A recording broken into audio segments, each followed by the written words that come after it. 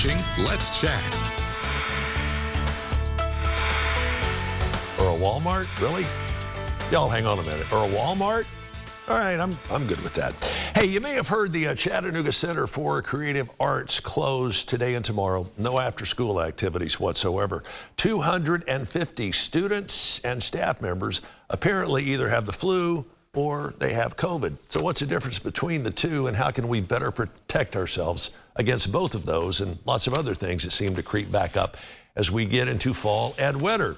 For that, we turn to our expert, Willie Labonne with QuikCare Medical. Willie Labonne, good to see you. Great to see you. Difference between flu and COVID is what? Well, most of the time they actually resemble each other. Flu usually comes very fast. So the symptoms are literally like overnight or just faster. Within a few hours, you start feeling more sick. COVID is a little bit more gradual. Also with COVID, you tend to have more of a dry cough, and with flu is more of a productive kind of, deeper cough. Are we still seeing a lot of COVID cases popping up?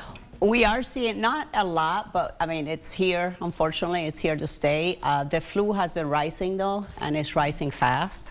A lot of people have not gotten the flu shot yet, and it takes about 2 weeks to get that immunity, so we encourage people to go ahead and get the flu shot. It seems like last year we didn't have a big outbreak of the flu. Yes. And you were telling me earlier the medical community is anticipating a big spike in the flu this year. Why?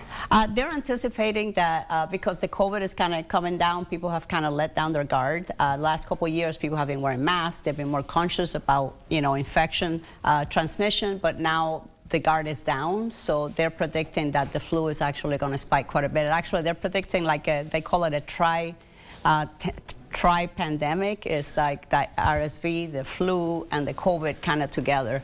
So, and all three resemble each other, so the best way to do is just go and get tested. A lot of people, me included, are not particularly familiar with RSV. Yeah. Tell us what that is. So RSV is just a respiratory infection. It affects mainly younger children and infants, toddlers, because their tract is actually smaller. It gets very inflamed and it's hard for them to breathe. Right. It affects some adults, not as many. Most adults are able to actually fight it off with a good immune system, but because, again, the flu and COVID and everything else, it seems like it's just a big soup of everything kind of come together. If you have little ones around the house and they're hacking and coughing, how do you know it's just a regular cough or opposed to RSV? How do you tell the difference? So children with RSV are pretty sick. Usually you have to take them to the pediatrician or to the emergency room because they have a hard time breathing, and they just don't get well within a few days. Like a regular cold, most kids can bounce off pretty fast. So be watchful. High fever, problems breathing. The best thing is just take them to the doctor and have them tested for RSV. There's specific tests for that, and at the same time test them for flu and also COVID. All right, play it safe. Time change coming up this weekend, 2 a.m. Sunday. If you haven't heard by now, set your clocks back 1 hour. Time change seems to really wreak havoc on a lot of us, me included. I'll be the first to admit it. And I don't care whether it's setting the clocks back or setting them forward in the spring.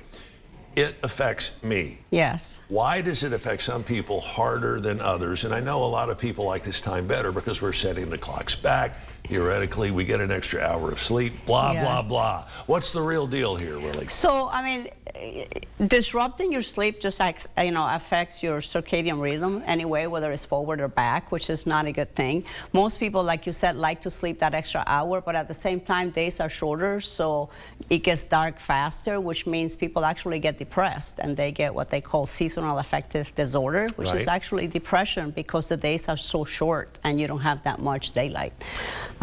Yeah, a lot of people this time of year, or what will be come Sunday, it seems like when they wake up it's dark, when they go to bed it's dark, and that can be kind of hard to deal with. Is there a way to maybe ward off that seasonal affective disorder? So the main thing is if you can, try to get outside, even if it's 15, 20 minutes a day, and get some sunlight. That actually, it's very good. They also sell lamps actually specific for that. They mimic the sunlight, and it also helps. But also, being in good general health, trying to get as much sleep as you can, between 7 and 8 hours. They said about 1 in every 3 Americans don't get enough sleep, and that affects your immune system and affects your mood. It affects so many things that are just not good. So you have to actually, be proactive and take care of your health. Can lead to a lot of other health problems if you don't get your rest. Absolutely. Willie Labonne, QuikCare Medical, thanks so much for joining us. You can find out more, you can make your appointment, you can do all of that at QuikCare Medical over on West Kent Street in North Chattanooga.